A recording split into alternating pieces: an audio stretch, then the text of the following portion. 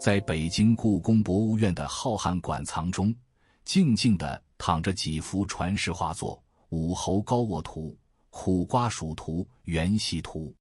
画中笔墨淋漓，意境清幽，或有小鼠偷食的狡黠，或有猿猴戏耍的温情。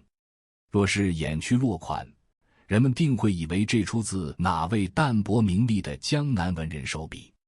然而，这些画作的角落里，却赫然潜印着象征天下至高权力的天子玉玺。作画之人，正是大明王朝的第5位主宰者，后世口中那个斗蛐蛐的促织天子，同时也是在铜缸中将亲叔叔活活烤死，在塞外将蒙古铁骑杀得尸横遍野的铁血君王明宣宗朱瞻基。极度的风雅与极度的残酷，这2种截然对立的特质，在这位帝王身上达成了令人毛骨悚然的完美融合。这种撕裂的宿命感并非凭空而来，而是从他降生于世的那一刻起，就已经被历史的巨手深深烙印在了他的灵魂深处。公元1399年，建文元年的风雪以一种摧枯拉朽的姿态笼罩了北平城。在燕王府深沉幽暗的庭院里，一声微弱的啼哭划破了政治阴霾下的死寂。就在这一年，朱瞻基的祖父朱棣，那位镇守北疆的燕王，终于按捺不住胸中翻滚的野心与恐惧，拔剑指向了南京皇宫里的亲侄子建文帝，掀起了名为靖难的滔天血雨。当城外的厮杀声震天动地，李景隆的50万南军如黑云压城般围困北平之时，整座城池仿佛一座在大浪中摇摇欲坠的孤岛。他的父亲朱高炽正拖着肥胖病弱的身躯，在泼水成冰的城墙上死死抵挡着朝廷大军的猛攻。城墙之下是堆积如山的尸体和冻结成冰的暗红血液，而城墙之内的深闺中，襁褓中的朱瞻基正被祖母徐氏紧紧护在怀中。在这战火纷飞、朝不保夕的绝境里，徐氏对他慈爱备至，用女性的柔韧与坚定，为他撑起了童年最温暖也是唯一纯粹的避风港。外面是隆隆的战鼓与凄厉的惨叫，里面是祖母温热的胸膛。这种生与死、极寒与极暖的剧烈反差，构成了朱瞻基生命最初的底色。漫长的3年鏖战终于落下了帷幕。朱棣的大军踏破了南京城的金陵王气，建文帝在一场离奇的大火中不知所踪，大明的天彻底换了颜色。年仅4岁的朱瞻基，在重兵的森严护送下，跨越千山万水，沿着那条被无数士兵与百姓鲜血浸透的驿道抵达南京。当他稚嫩的脚步踏入那座刚刚被战火洗刷过，空气中依然弥漫着焦糊味与血腥味的紫禁城起，他的身份便发生了翻天覆地的变化。他成了这个庞大帝国尊贵的皇长孙。命运的齿轮开始沿着一条由白骨与最高皇权铺就的轨道发出了轰然转动的巨响。在这座辉煌而冰冷的宫廷里，权力的更迭带来了难以想象的残酷洗牌。方孝孺等见闻旧臣的惨叫声似乎还在午门外回荡，而年幼的朱瞻基几乎每天都侍从在刚刚登基的祖父朱棣左右，用他清澈却早熟的眼睛默默注视着这一切。朱棣那双看惯了生死、背叛与杀戮的眼睛，在这座充满猜忌的皇宫里，唯独在看向这个聪慧的孙子时，才会流露出一丝难得的温情。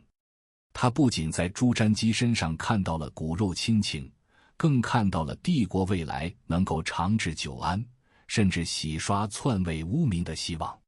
彼时，皇储之争的暗流正在大明朝堂的阴影中汹涌澎湃，且愈演愈烈。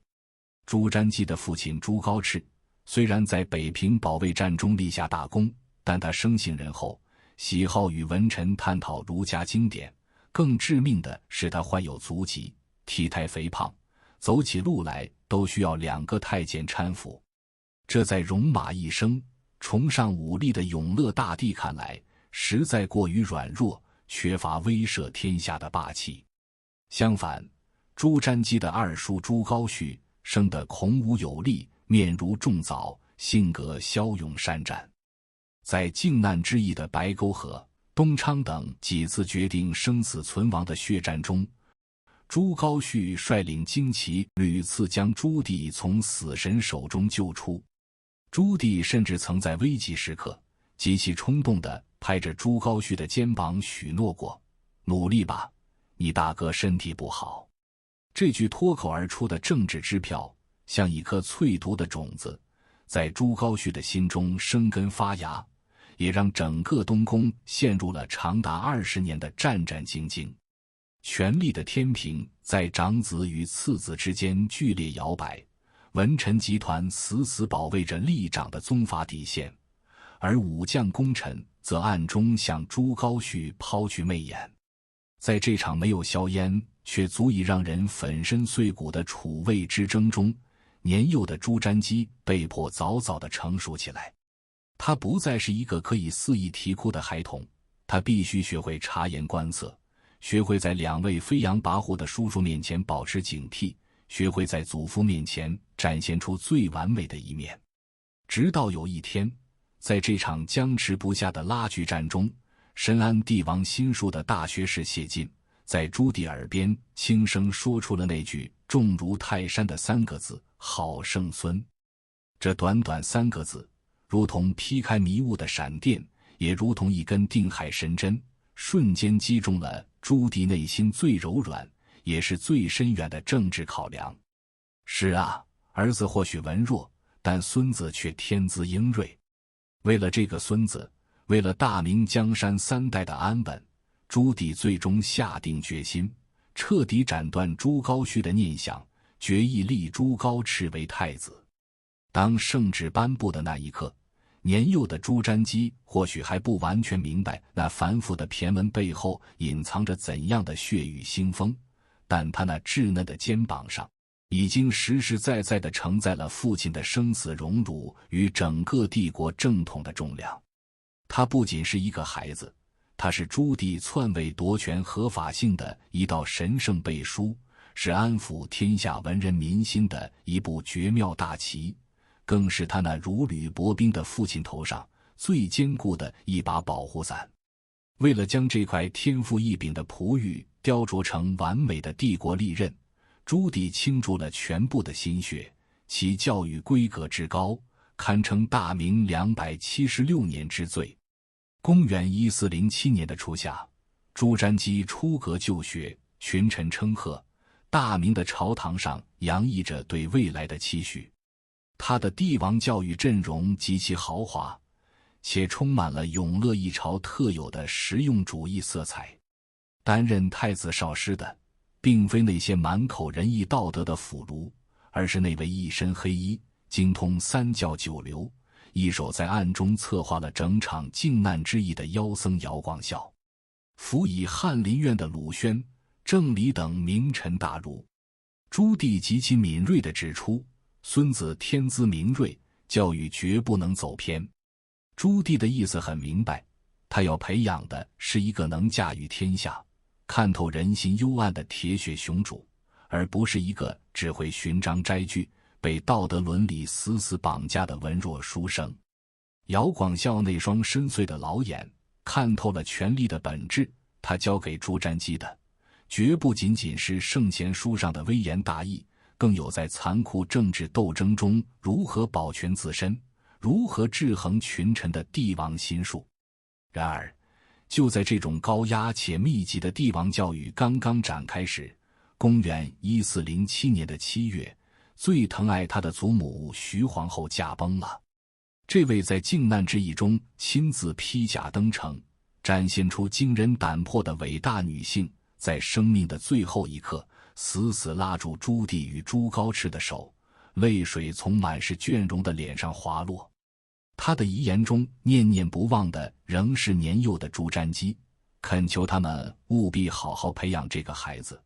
不要让他卷入残酷的骨肉相残之中。徐皇后的离去抽空了朱瞻基生命中最后一丝不带任何政治附加值的纯粹温情。从此以后，他身边环绕的只有君臣的算计、父子的权衡和无尽的功课。带着祖母的期盼与名师的指点，朱瞻基收起了内心的悲伤，展现出了惊人的天赋。他一目数行，大义了然，但他骨子里的狼性与对现实的极度清醒，注定了他不会仅仅被困在固执堆中，他需要一片更广阔的荒野去磨砺自己的獠牙。深知只上得来终觉浅的永乐大帝绝不允许自己的继承人长于妇人之手，他开始将残忍而真实的天下徐徐展现在孙子面前。公元1409年，朱棣带着朱瞻基巡视北京。一路上，这位铁血大帝没有让孙子待在舒适温暖的銮驾里，而是拉着他在凛冽的风中走访农家。他指着那些粗劣沉重、沾满泥土的农具，看着农民们在寒风中瑟瑟发抖的褴褛衣衫，以及他们被沉重的赋税压弯的脊背，冷峻地对朱瞻基说：“国用所需皆出于此。”他要让这个生于深宫、锦衣玉食的皇孙明白，帝国的宏大伟业、宫廷的奢华用度，甚至是他们脚下所踩的每一寸土地，全都是建立在这些宛如蝼蚁般的草民的血汗之上的。水能载舟，亦能覆舟，这是任何书本都无法传授的震撼教育。到了次年，朱棣亲征鞑靼，为了进一步锻炼孙子的政治手腕，他做出了一个令朝野震惊的大胆决定，让年仅12岁的皇长孙留守北京，由户部尚书下元吉等重臣辅佐处理政务。这是一个极其危险的考验，稍有不慎便会大权旁落或引发朝局动荡。当左右侍从面对每天如雪片般飞来、堆积如山且纷繁复杂的军国公文，纷纷感叹留守之难，担忧太孙年幼无法应对时，年轻的朱瞻基却坐在宽大的基案后，从容不迫地翻阅着卷宗。他没有试图去打破朱棣定下的规矩，而是极其聪明地遵循着既有的政治轨道，用一种令人心惊的政治早熟，完美地平衡了各方势力，稳住了大后方。为了进一步巩固他的地位，朱棣甚至亲自编写了一册务本之法赐给他，里面密密麻麻记录着朱元璋创业的艰难，以及历代昏君明君的血泪教训。终于在公元1411年11月，经过了文治武功初步检验的朱瞻基被正式册立为皇太孙，加官听政。大明王朝未来的掌舵人彻底褪去了孩童的青涩，正式走到了帝国最核心的聚光灯下，准备迎接更为残酷的血与火的洗礼。如果说深宫中的精研讲读和留守北京的暗读劳形只是权力道路上的热身与模拟考，那么苍茫达漠的狂沙与真实的鲜血，则是大明帝国为这位年轻继承人准备的最为残酷也最为核心的成年洗礼。永乐大帝朱棣深知，大明的江山是从马背上打下来的，北方游牧民族的铁骑是帝国心头永远的隐患。一个没有在尸山血海中淬炼过胆魄的君王，是无法镇压住骄兵悍将，也无法撑起大明那庞大而沉重的北方防线的。于是，当朱棣决意发动第二次北伐，深入不毛之地征讨瓦剌时，他毫不犹豫地将年仅15岁的皇太孙朱瞻基带在了身边。这不仅是一次随军出征，更是祖父对孙子进行的一场真刀真枪的帝王考核。那一年，塞外的风仿佛比往年刮得更加猛烈，裹挟着粗粝的黄沙，像刀片一样切割着明军将士的脸庞。大明数十万精锐步骑在广袤的蒙古高原上艰难跋涉，而在中军大营的穹庐里，朱瞻基穿上了沉重的金铁铠甲，腰悬利剑，眉宇间少了几分太孙的温润，多了一丝属于朱家人的凛冽杀气。然而，战争的残酷往往超乎年轻人的想象，他从不以皇权的尊卑来决定生死。当大军行进至今蒙古国乌兰巴托东南一带时，明军遭遇了瓦剌首领马哈木率领的3万精锐骑兵的顽强抵抗。在这场遮天蔽日的血战中，发生了一段险些改写大明历史走向的惊险插曲。在九龙口这片地势险要的荒原上，狂风卷起漫天黄沙，战场上的能见度极低。年轻气盛、渴望建功立业的朱瞻基，在身旁将领李钦的鼓动与激昂陈词下，血液里的好战因子被瞬间点燃。他拔出腰间长剑，猛踢马腹，竟率领一小股轻骑脱离了明军主力的严密保护，孤军深入，如同一支离弦之箭，向溃退的敌军追击而去。然而，这恰恰是瓦剌人最擅长的诱敌深入之计。刹那间，前方的退兵突然左右散开，凄厉的牛角号声穿透了漫天的风沙，四周的大地开始剧烈震颤。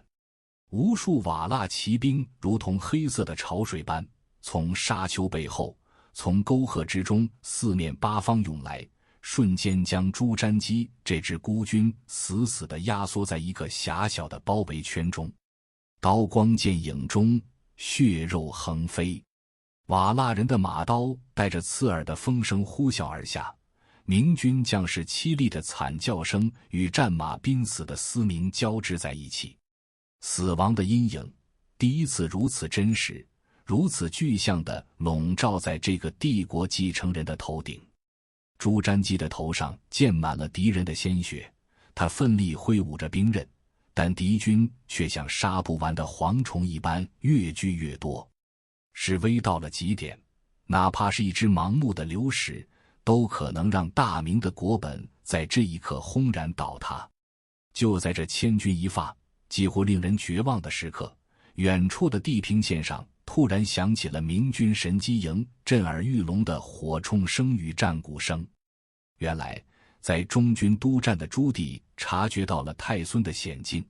这位60多岁的铁血大帝惊怒交加，亲自派出一支最为精锐的重甲骑兵，如同一柄烧红的利刃，硬生生地从瓦剌人的铁桶阵中撕开了一条血路，将浑身浴血、惊魂未定的孙子从死神手里硬夺了回来。战后，凄冷的月光照耀着横尸遍野的荒原，空气中弥漫着浓烈的血腥味与硝烟味。令人意外的是，面对险些葬送性命的孙子，朱棣并没有暴跳如雷的斥责，更没有将他送回安全的大后方。在朱棣看来，经历了真正的恐惧与死亡，才是一个帝王蜕变的开始。在那个寒风呼啸的夜晚，朱棣将军帐变成了最奇特的课堂。他命随军的大学士胡广等人在大漠燃烧的篝火旁，对着还在擦拭兵器血迹的皇太孙朗声讲论五经与史书中的兴亡之道。一边是帐外堆积如山的尸骸与隐隐的夜郎长嚎，一边是帐内大儒们抑扬顿挫的圣贤之音。这种将极度的暴力与高深的文化强行揉捏在一起的教育方式，彻底重塑了朱瞻基的灵魂。经过这场血与火的淬炼，那个在宫廷里温文尔雅的少年消失了，取而代之的是一个体格健壮、生气勃勃、眼神中透着坚毅与狼性的青年统帅。这种在生与死边缘磨砺出的强悍气质，不仅让朱瞻基在军队中树立了威信，更在波谲云诡的政治暗战中，成为了他父亲朱高炽最坚不可摧的政治护盾。当大军凯旋，回到那座表面平静实则暗流涌动的北京城时，东宫的处境依然如履薄冰。朱瞻基的父亲朱高炽常年为健康不佳所苦，肥胖的身躯和严重的足疾让他连上朝都显得力不从心。在朱棣的眼中，这始终是帝国不可承受的软弱。而他的两个叔叔汉王朱高煦和赵王朱高燧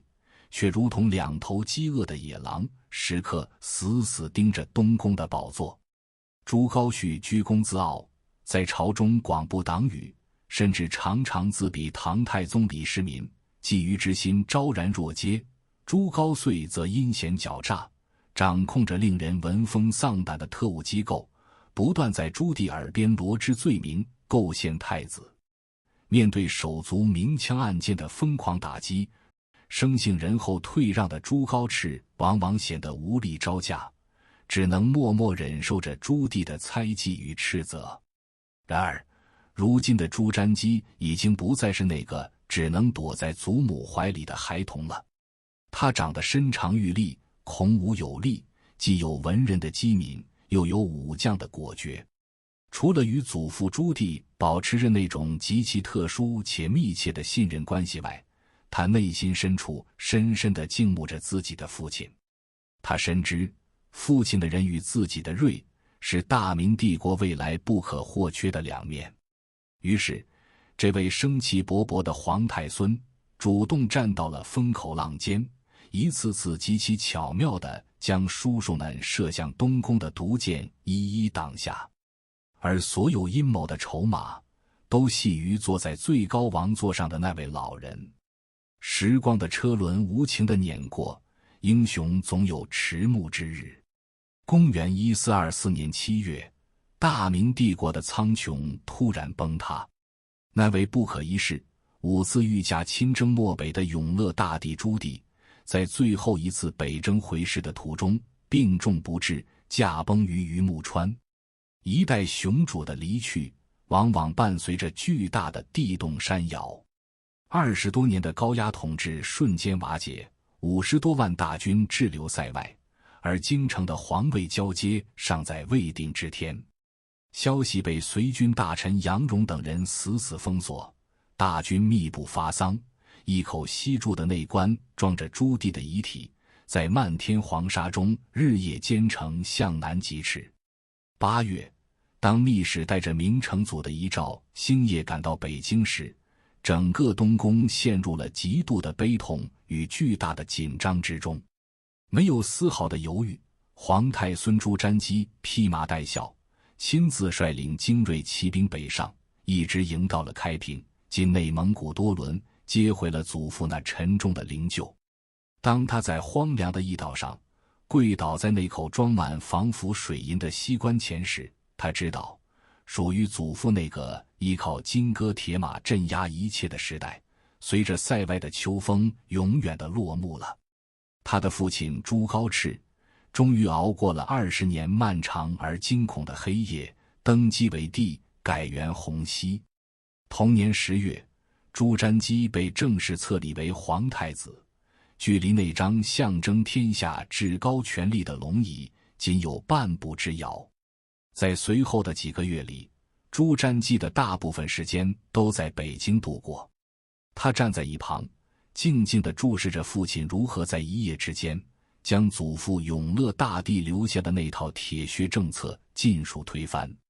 洪熙皇帝下令停止了郑和下西洋的宝船舰队，罢免了边疆的用兵，赦免了当年因反对靖难而被没收家产的建文旧臣家属，甚至开始着手平反方孝孺等人的冤案。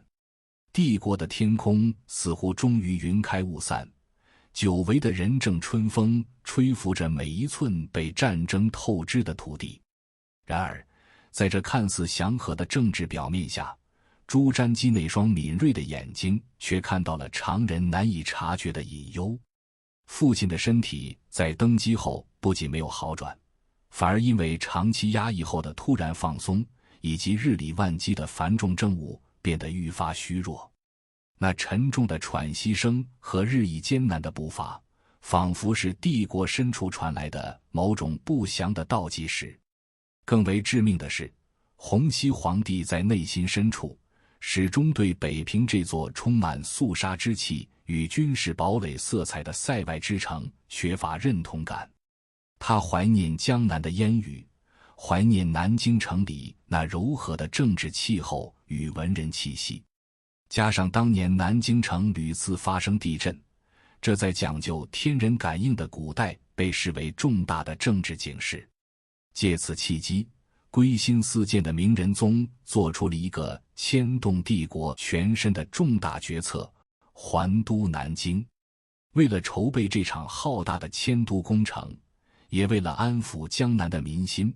他委派皇太子朱瞻基作为钦差，南下金陵进行先期准备，并代天子拜谒明太祖朱元璋的安息之地明孝陵。这是一个充满无尽隐喻的离别时刻。当朱瞻基在北京的城门外叩别父亲时，初夏的微风拂过仁宗皇帝那张苍白而浮肿的脸庞，父子俩的目光在空气中交汇，有着历经劫波后的相视莫逆，也有着对帝国未来的深沉期许。无论是满朝文武，还是这对被历史命运紧紧捆绑的父子，都绝对不会想到，这一面竟是他们的永诀。朱瞻基带着庞大的仪仗，顺着京杭大运河一路南下。当他终于抵达那座阔别了10数年的旧都南京，感受着秦淮河畔的柔风与明孝陵前苍翠的松柏时，命运的巨锤却在距离他千里之外的北京紫禁城内轰然砸下。公元1425年5月28日，仅仅登基10个月的洪熙皇帝朱高炽在乾安殿内毫无征兆地突然暴崩。这绝命的猝死宛如一道晴天霹雳，瞬间将大明帝国刚刚迎来的短暂曙光劈得粉碎。国家的最高权力在不到1年的时间内第2次陷入了恐怖的真空，而此时合法的皇位继承人却远在千里之外的江南。消息被以最快的速度封锁，紫禁城内乱作一团，而在800里加急的快马尚未抵达南京之前，远在山东乐安的汉王朱高煦却仿佛一头嗅到了血腥味的秃鹫，敏锐地察觉到了京城的异动。朱高煦欣喜若狂，他等待这一天已经太久了。在他那狂妄的逻辑里，大哥的死是天命所归，而那个远在南京乳臭未干的侄子绝不可能活着跨过黄河回到北京的大内。他立刻调兵遣将，在从南京到北京的必经之路，尤其是运河沿岸与山东境内的驿道上布下了天罗地网。无数顶尖的刺客与亡命之徒潜伏在暗影之中，刀刃上的寒光在月色下闪烁。只要朱瞻基的车驾一出现，靖难之役的剧本就将以一种极其血腥而干脆的方式被重写。大明的天命似乎已经向这位强悍的叔叔倾斜。几天后，一匹口吐白沫的驿马冲进了南京的行宫，带来了北京的绝密凶讯。当朱瞻基展开那封字迹潦草、沾满汗水与泥土的密信时，他的大脑在短暂的空白之后，瞬间被极度的悲痛与彻骨的冰冷所占据。父亲死了，天塌了，但他连流泪的时间都没有，因为他非常清楚，从这一刻起，大明帝国的版图已经变成了一个巨大的猎场，而他就是那只被无数双充血的眼睛死死盯着的最昂贵的猎物。如果他按照常规的礼制，带着庞大的东宫仪仗，打着太子的旗号，大张旗鼓地北上奔丧，那么他绝对活不过山东的境内。在这生死存亡的极致压迫下，朱瞻基展现出了令人胆寒的帝王素质。他没有惊慌失措，更没有向随行的群臣哭诉，而是做出了一个极为果决的判断，剥离一切象征身份的繁文缛节，以最快的速度、最隐蔽的方式进行一场与死神赛跑的大逃亡。他仅仅挑选了极其少数、绝对忠诚的心腹死士，换上不起眼的平民服饰，趁着夜色的掩护，如同几个幽灵一般悄然溜出了南京城。这是朱瞻基人生中最漫长、最惊心动魄的一段路程。他们不敢走宽阔的官道，不敢住舒适的驿站，甚至不敢在白天暴露行踪。每当夜幕降临，驿道两旁的树林在风中发出沙沙的声响，宛如刺客们刀剑出鞘的摩擦声。朱瞻基的手始终死死地握在藏于暗处的刀柄上，汗水浸透了粗糙的衣衫。他回想起祖父当年在九龙口大漠中面对蒙古铁骑时的从容，回想起父亲在东宫岁月里的隐忍与憋屈。在这伸手不见五指的黑夜里，恐惧被求生的本能和对权力的极度渴望一点点吞噬。这江山是祖父打下的，是父亲用命熬出来的，绝不能落入那个狂妄的叔叔手中。6月，当一身尘土、面容憔悴却眼神如炬的朱瞻基出现在北京城外的良乡时，那些早已在焦灼与恐惧中煎熬了数个日夜的留守重臣们，纷纷跪倒在驿道的尘埃中，痛哭流涕。那不仅仅是对先皇离去的悲伤，更是对大明帝国终于赢回了合法主宰者的极度庆幸。朱瞻基在良乡郑重地接下了明仁宗的遗诏，随后在重兵的簇拥下，浩浩荡荡地入城发丧。当那扇厚重的朱红色紫禁城宫门在他身后缓缓关闭的沉重闷响传来时，这场隐秘而致命的劫杀阴谋宣告彻底破产。6月27日，在这座依然挂满白绫、弥漫着沉重哀乐的紫禁城内，朱瞻基身着衮服，头戴冕旒，正式登基，改明年为宣德元年。他坐在那张上有余温的龙椅上，俯瞰着阶下贵服的满朝文武，下达了他帝王生涯的第一个重大决定，果断且强硬地废止了父亲明仁宗生前耗费巨资筹备的还都南京计划，将帝国的心脏继续且永远地留在了北京城。满朝文武皆感愕然，但朱瞻基的眼神却无比冰冷而坚定，因为他深切地明白，南京的烟雨固然温柔，却会消磨掉大明军人的骨血。他是在长城脚下，在大漠风沙中成长起来的铁血天子，大明的宿敌瓦剌与鞑靼依然在北方的草原上游荡，而他那个野心勃勃的皇叔朱高煦正盘踞在山东乐安，随时准备咬断他的咽喉。天子守国门不仅是祖父留下的政治遗产，更是此刻大明帝国唯一正确的生存法则。在一片缟素与哀音之中，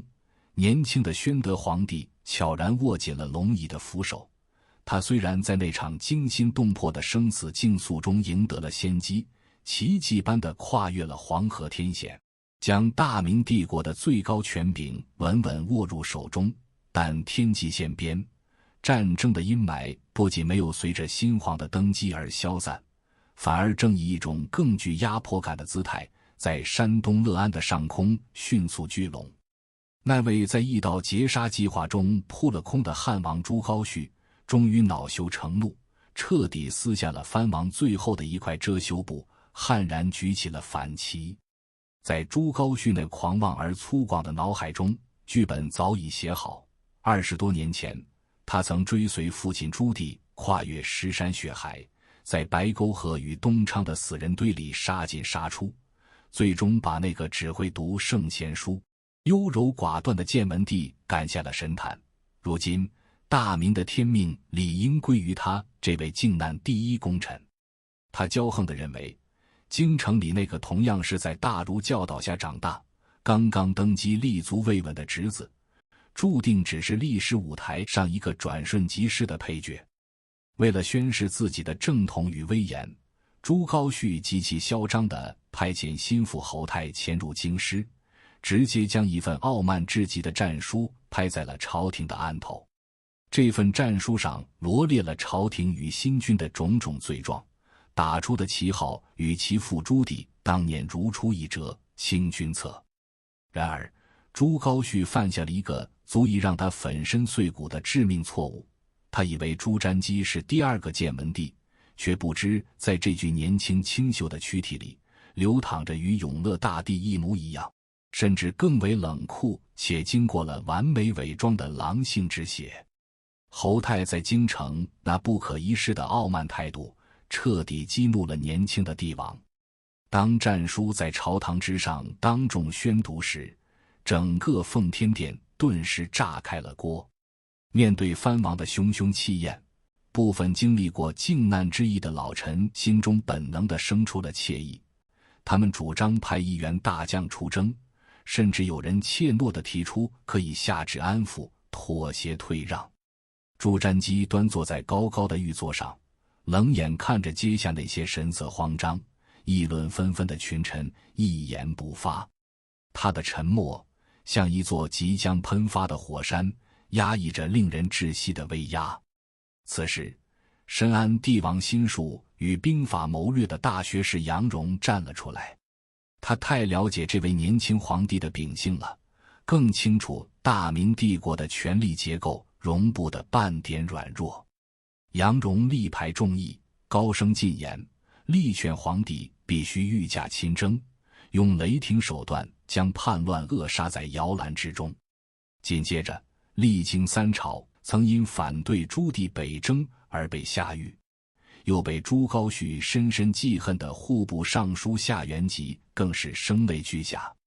这位头发花白的老臣扑通一声跪倒在地，泣血高呼：陛下难道忘了当年建文帝派李景龙讨伐燕军，结果50万大军灰飞烟灭的惨痛教训了吗？将在外，君命有所不受，兵贵神速，只有陛下亲临阵前，以天子之威震慑叛军，才能瞬间瓦解他们的斗志，天下方可大定啊！这番泣血之言如同重锤一般，狠狠砸在了朱瞻基的心坎上，也砸碎了朝堂上最后的一丝犹豫。朱瞻基猛然站起身，拔出腰间的天子之剑，剑锋直指殿门，厉声下达了御驾亲征的圣旨。大明帝国的战争机器以一种令人毛骨悚然的速度运转了起来。朱瞻基没有像传统帝王出征那般讲究繁文缛节、慢条斯理地筹备粮草仪仗，而是亲率三军，如同一柄刚刚在淬火池中冷却、寒光四射的出鞘利刃，直插山东乐安。前锋大将薛禄率领大明最精锐的骑兵日夜兼程，封山开路，主力大军则在皇帝的亲自督阵下如泰山压顶般席卷而至。当朱瞻基身披金甲，跨乘御马，与那遮天蔽日的黄龙大旗一同出现在乐安城外时，城内的叛军被一种名为绝望的巨大阴影所吞没。朱高煦原本计划依托乐安坚固的城池，打一场持久战，等待各地对朝廷不满的藩王起兵响应。但他万万没有想到，侄子的动作竟如此迅猛，如此决绝，宛如神兵天降，仅仅用了极短的时间，就将几十万大军像铁桶一般，将他死死地按在了这座孤城之中。站在御马之上的朱瞻基并没有立刻下令向士以复攻城，用人命去填平护城河。他冷冷地注视着这座城池，深谙攻心为上、攻城为下的兵法治理。他下令将数百封劝降的诏书绑在箭矢上，如同飞蝗般射入城中。诏书中，他恩威并施，不仅严厉警告了叛国的下场，更郑重承诺止诛首恶，愚者不问。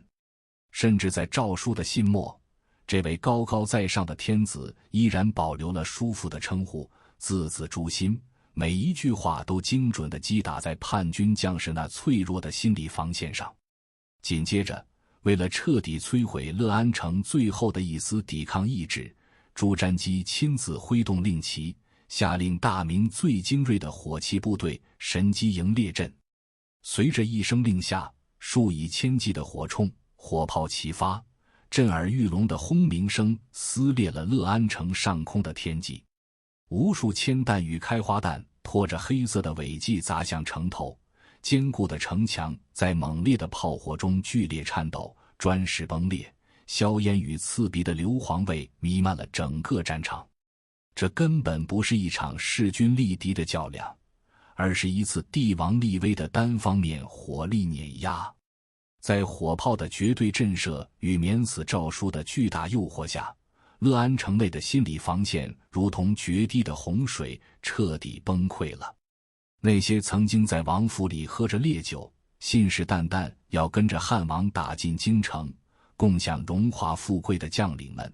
此刻看向朱高煦的眼神中已经没有了敬畏，只剩下了深深的恐惧与赤裸裸的杀意。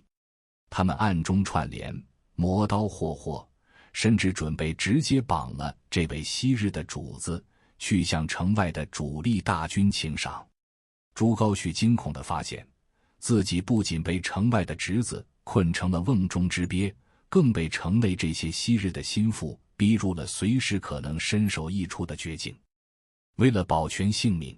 这位曾经在刀光剑影中叱咤风云，救过朱棣性命的无敌悍将，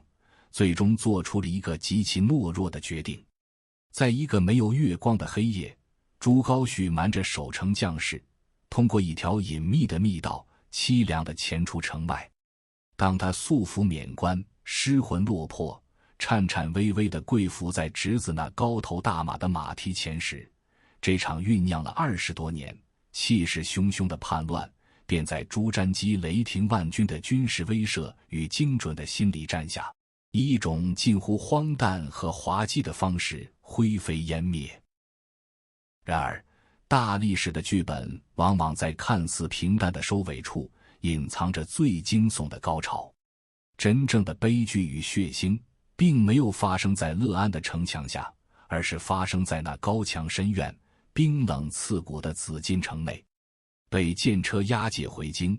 囚禁在皇城西华门内特设的逍遥城里的朱高煦，虽然沦为阶下囚，但骨子里依然保留着长辈的桀骜不驯与对命运的极度不甘。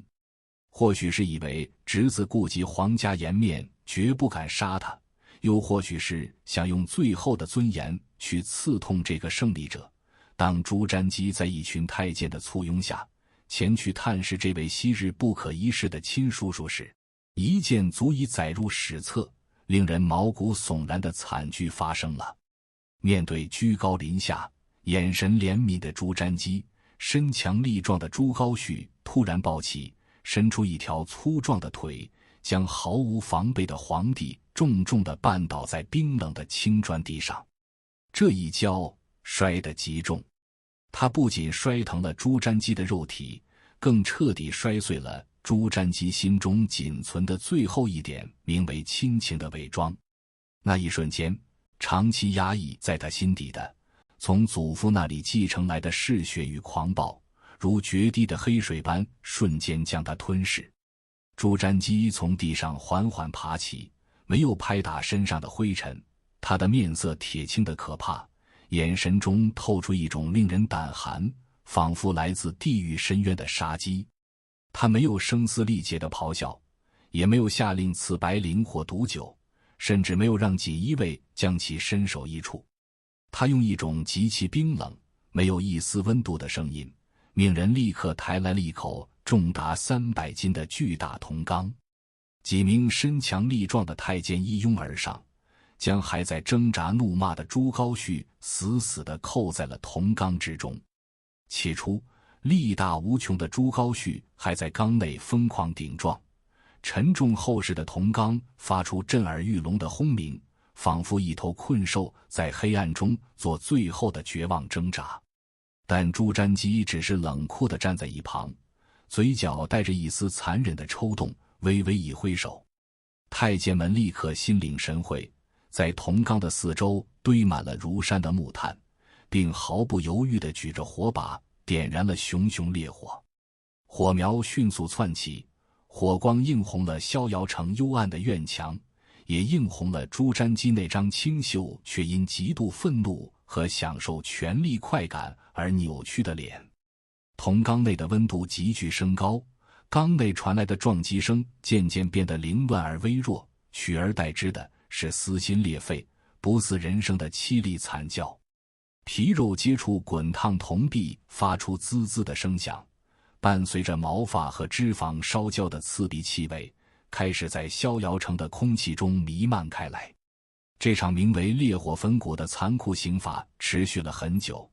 直到那口300斤的铜缸被烧得通红，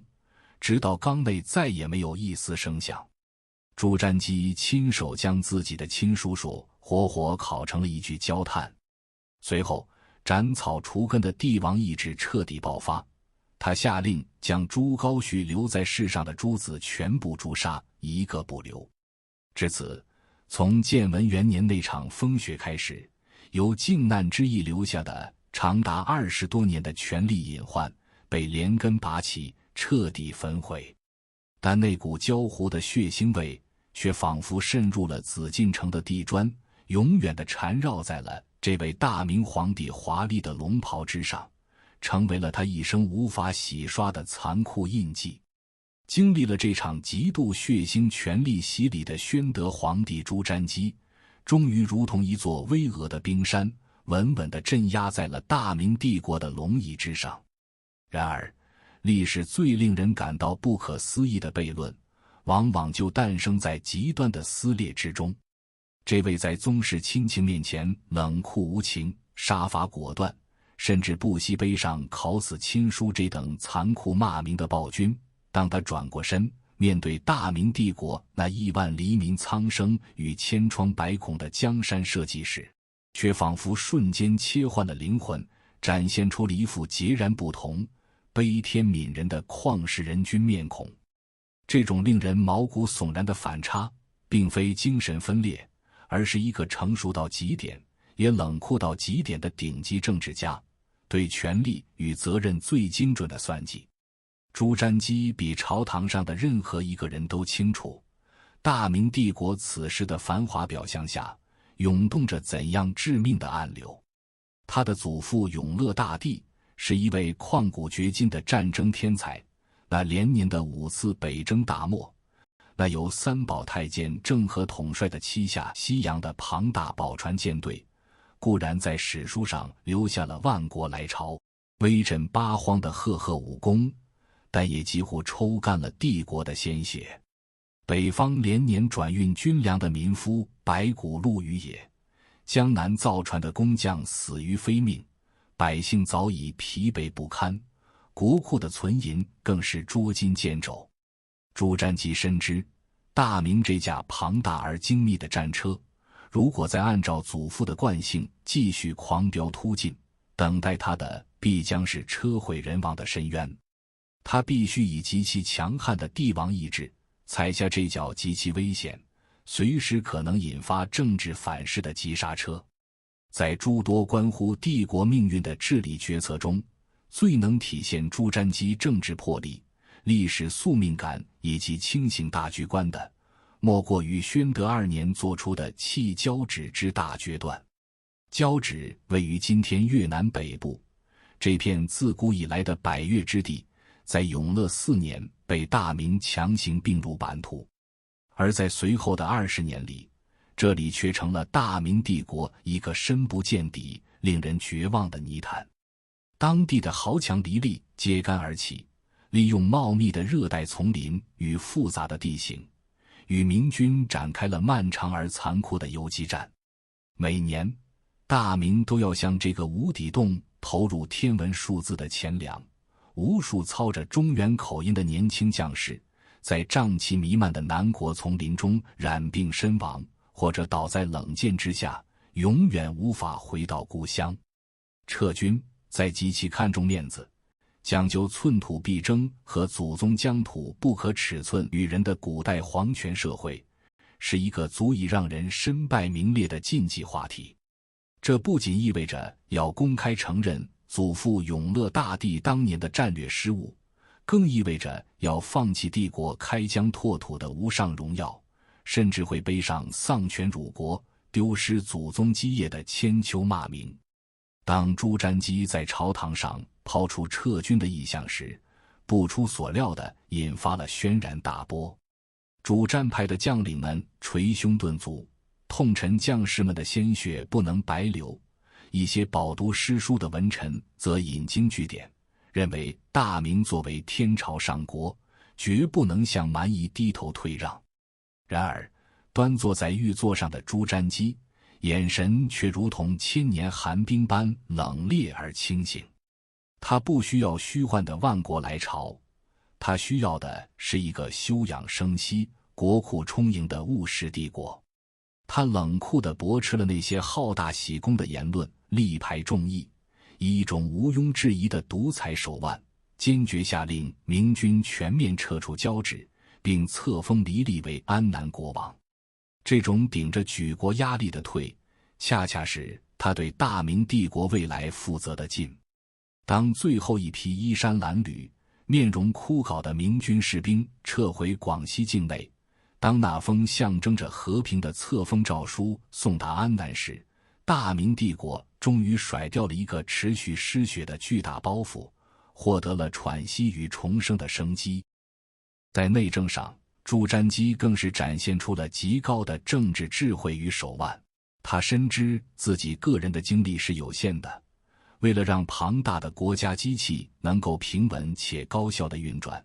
他与文臣集团达成了一种奇妙且紧密的合作。他放权并重用了被后世誉为三杨的杨士奇、杨荣、杨溥等贤臣巨擘，以及简易、夏元吉等老成谋国之士。他在奉天门听政，虚心纳谏，捐免了遭受水旱灾害地区的沉重赋税，大力平反靖难以来的诸多冤狱，鼓励流民回乡开垦农桑。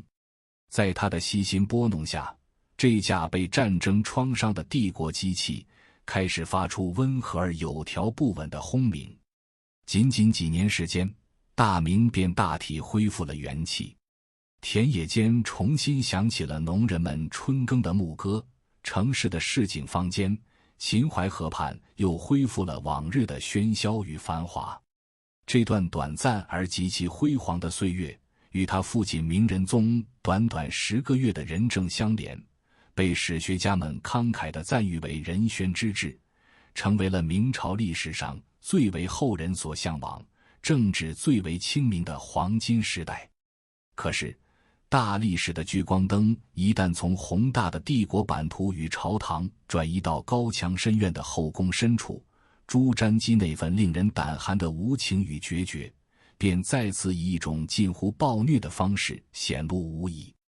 如果说铜纲考死亲书是为了皇权的绝对安全，撤军交趾是为了帝国的长远利益，那么废除结发妻子胡善祥，则是他将个人意志与私欲凌驾于祖宗礼法之上的一次极致而残酷的体现。胡善祥，这位被历史深深同情的胡皇后，出身于锦衣卫百户之家。她端庄贤淑，举止和度，是当年祖父永乐大帝朱棣经过千挑万选，亲自为皇太孙朱瞻基钦定的正妃。从法理与道德上讲，胡善祥没有任何过错，他完美地契合了儒家士大夫对母仪天下的所有想象与要求。然而，悲剧的根源在于，这段包办婚姻从一开始就未能敲开朱瞻基那紧锁的心门。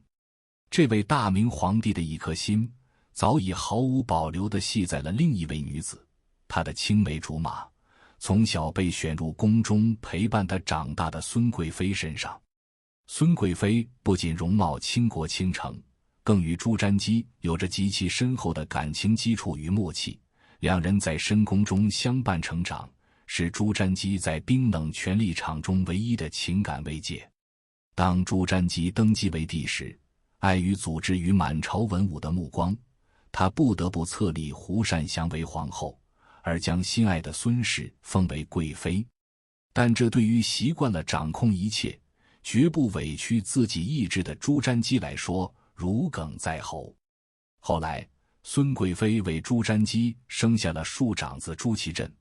而胡皇后却只有2个女儿，这成为了朱瞻基发难的绝佳借口。为了让孙氏名正言顺地戴上皇后的凤冠，也为了让自己的爱子成为嫡长子，朱瞻基终于撕下了伪善的面具，在后宫掀起了一场不见血的恐怖风暴。他开始在朝堂上频频向群臣暗示更换中宫的意图。满朝文武皆感惊骇，废后在古代是动摇国本的大事，更何况胡皇后以贤惠著称，毫无过失。连一向对他顺从的重臣张辅、简易、夏元吉等人都委婉地表达了反对。但朱瞻基的意志坚如磐石，冷酷如铁。那个在朝堂上睿智仁慈，能够体恤天下苍生疾苦的君王，在面对没有丝毫政治威胁、默默忍受冷落的结发妻子时，展现出了冷漠与残忍。最终，在皇权那令人窒息的高压与精神折磨下，孤立无援的胡善祥选择了屈服。他含着眼泪，按照皇帝拟定好的说辞，上表自请辞位，声称自己无子多病，愿退居长安宫修道。朱瞻基立刻悲痛而无奈地批准了这份辞呈，赐号敬慈先师，随即迫不及待地将孙贵妃扶上了皇后的宝座。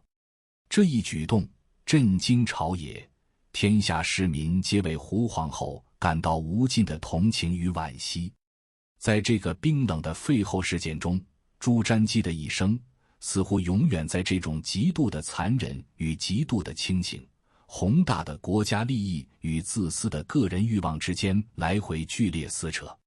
他可以为了江山社稷忍痛放弃祖宗开拓的交趾领土，也可以为了一个心爱的女人毫不留情地践踏帝国的理智与一个无辜女子的半生幸福。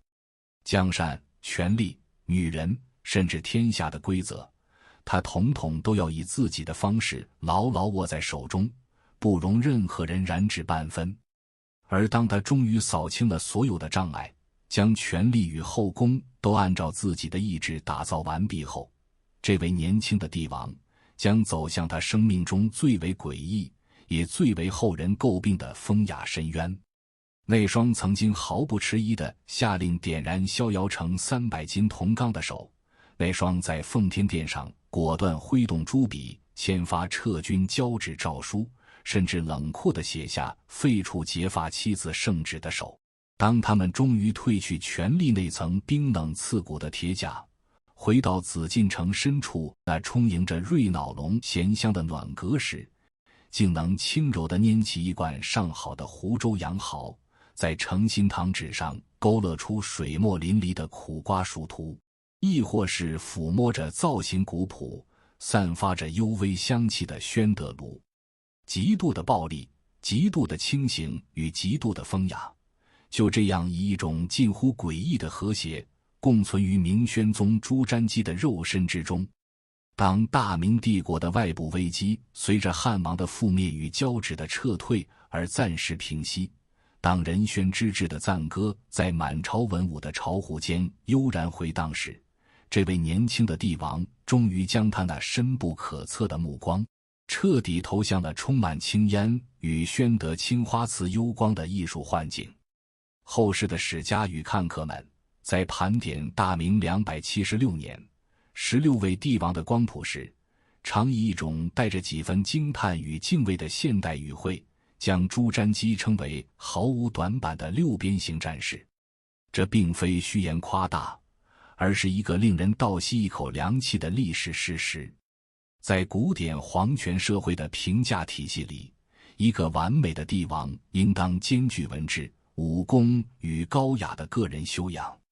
而朱瞻基不仅同时具备了这三者，更是将每一项都推向了令人绝望的极致。论武功，他绝非生长于深宫、不识兵戈的妇人之手，他的青春是在祖父永乐大帝的北征马背上，在九龙口漫天黄沙的生死搏杀中度过的。即便登基之后，除了以雷霆手段御驾亲征平定汉王之乱，他还曾亲自率领铁骑巡视北疆。在喜峰口外遭遇蒙古骑兵的突袭时，他没有退缩于重重护卫之中，而是纵马弯弓，连发30，渐渐毙敌，杀得蒙古铁骑落荒而逃。这种骨子里的悍勇与卓越的军事天赋，让满朝文武敬畏交加，也让北方的游牧民族不敢轻举妄动。文治上，他有着超越其年龄的老辣与实用主义。他深知祖父连年征战留下的帝国已是外强中干，于是力排众议撤军交趾，为帝国止血。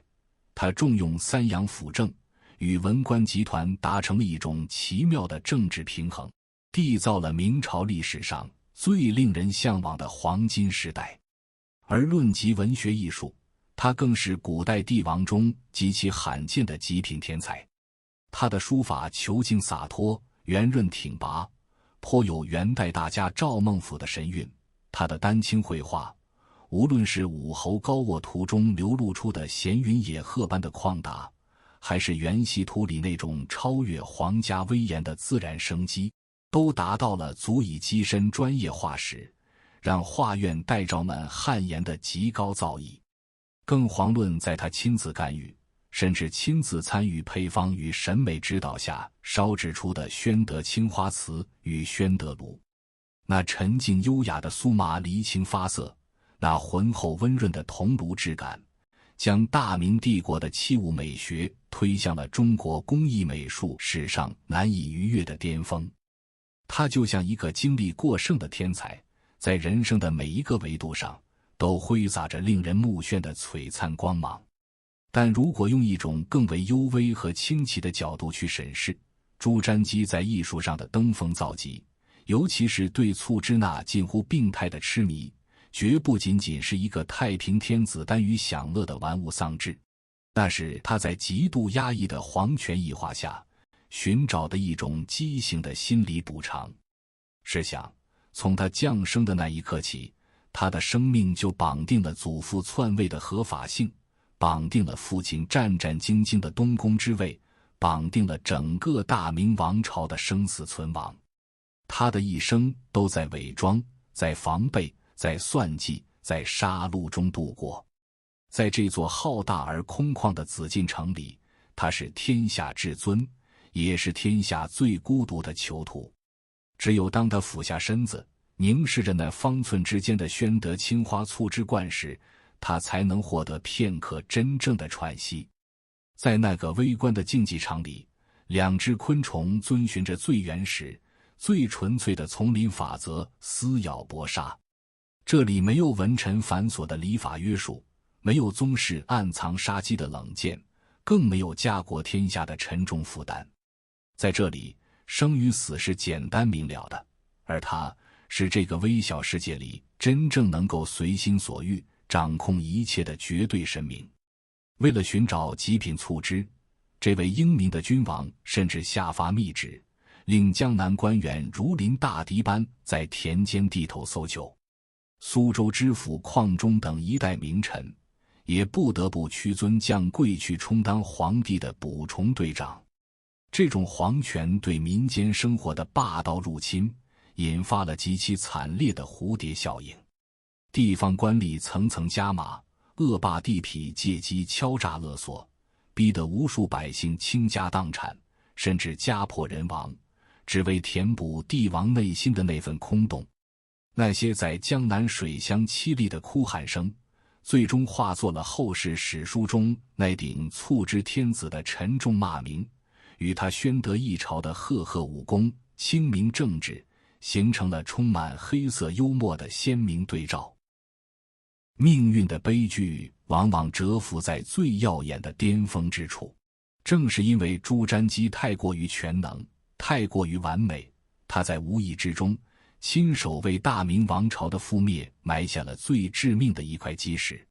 在宣德朝，文官集团虽然支撑起了帝国的繁荣，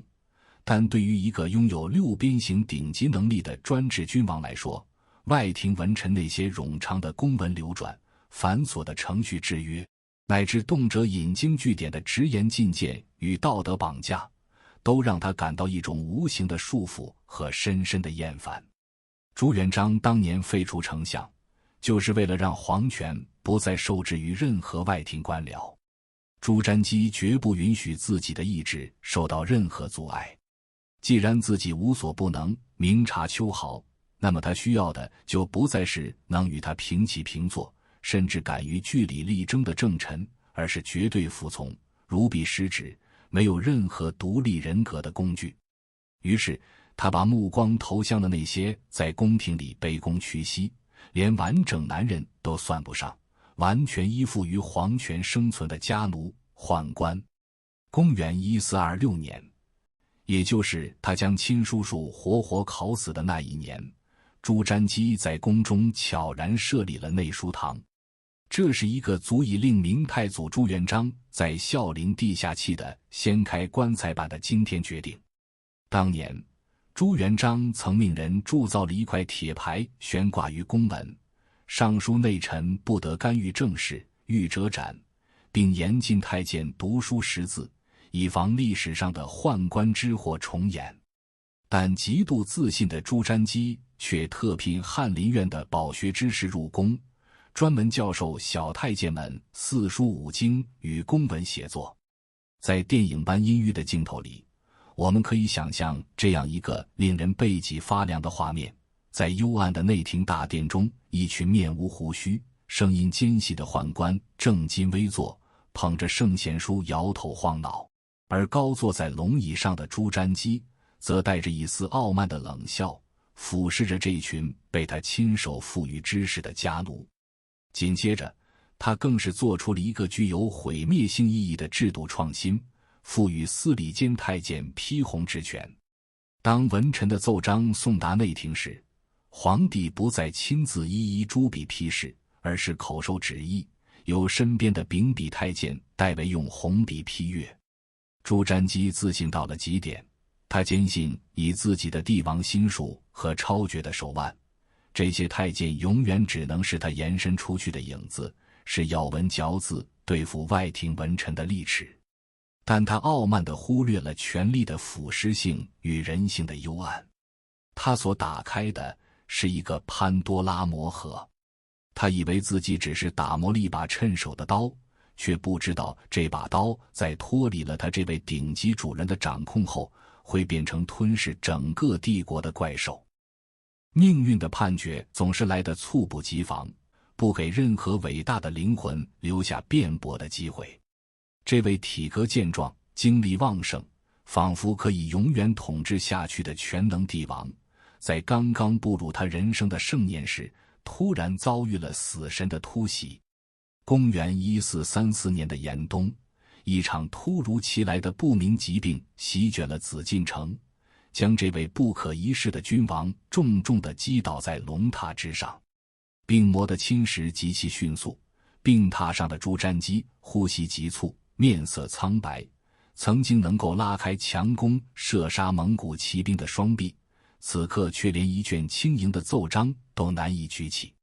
在生命最后的时光里，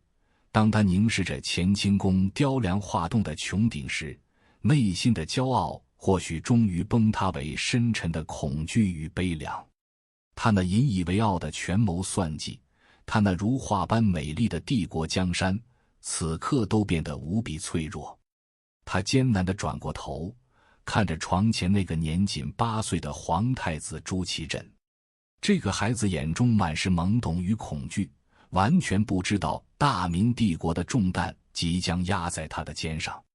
朱瞻基用尽最后的气力，拉住杨士奇、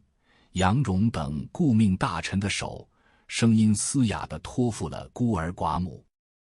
公元1435年正月，凛冽的寒风穿透了北平城的街巷，大雪覆盖了紫禁城的连绵殿宇。36岁的明宣宗朱瞻基在乾清宫咽下了最后一口气。一个充满矛盾、残酷与极致风雅的时代，就这样在一阵急促的喘息声中戛然而止。